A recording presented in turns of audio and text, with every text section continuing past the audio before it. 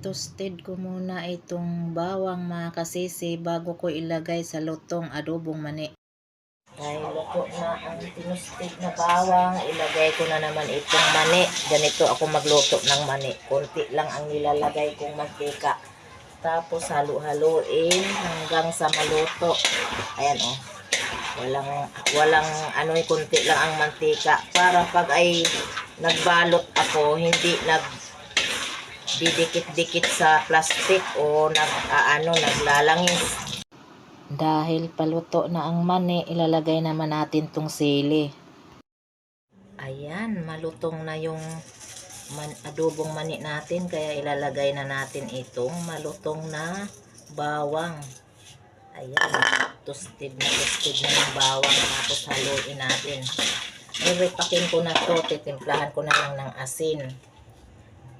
Ayan o. Ayan, magre-repack na tayo sa mga umorder. Ayan na, luto na ang adobong mani natin.